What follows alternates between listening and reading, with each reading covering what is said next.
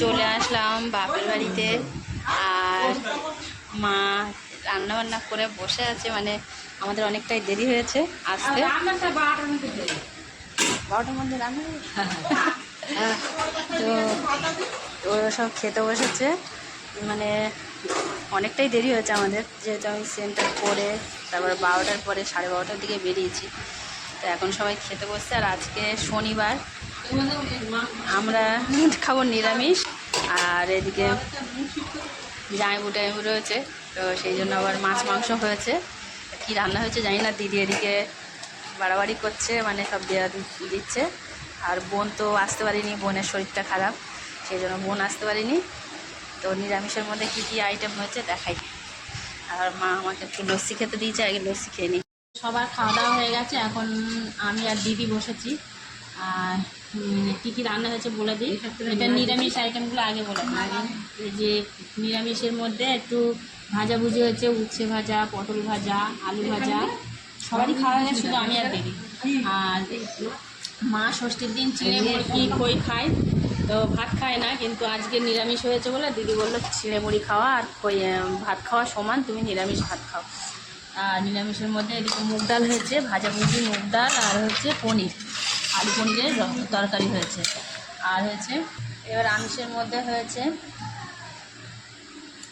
গলদা চিংড়ির মালাইকারি, এটা না ঝাল, ঝাল হয়েছে, মানে টমেটো পেঁয়াজ টিয়াজ দিয়ে গলদা চিংড়ির ঝাল হয়েছে। আর করেছে এটা পুকুরের মাছ, হ্যাঁ সব কিছুই পুকুরের মাছ হয়েছে আজকে। এদিকে হচ্ছে বাটা মাছ ভাজা, তেলাপিয়া মাছ ভাজা। এটা কি এগুলো তো লাগেনি। আর এটা হচ্ছে পাঁচটা, আর পোনা মাছ একসঙ্গে হয়েছে। সবাই খাবে না বলে অল্প করেই করেছে। আর এদিকে হয়েছে চিকেন, দেশি মুরগি। এটা হচ্ছে দেশি মুরগি। তো যাই হোক, দেশি মুরগিটা খেতে ভালো লাগে। এবার আমরা খেয়ে নিই। মাকে আমরা বলছি নিরামিষ ভাত খেয়ে নিতে, তা মা হচ্ছে সেই ঠাম্মা থাকতে সেই ষষ্ঠী দিন চিড়ে মুড়ি খই খায় বলে খায় না, বলে আমি ভাত খাবো না। দিদি জোর করে বলছে নিরামিষ হয়েছে যতক্ষণ, মাছ মাংস তোমার খাবে না। তাই আমি আর দিদি বসছি খেতে। এই হচ্ছে আইটেম।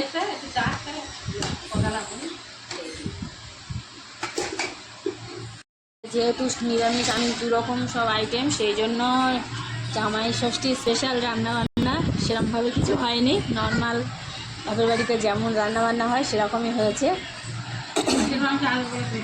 মানে খাসির মাংস কিছু হয়নি। আবার কিন্তু আমরা সব চলে যাব, দিদিরাও চলে যাবে, কালকে দিদিদেরও কাজ আছে।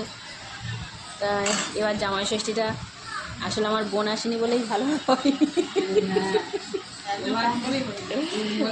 আমার বোনের শরীর খারাপ বলে ও আসেনি বলে এরকম পরিপূর্ণ ঠিক হয়নি। আর যেহেতু শনিবার না হলে হতো ঠিকঠাক, শনিবার হয়েছে বলেই আজকে এরকম,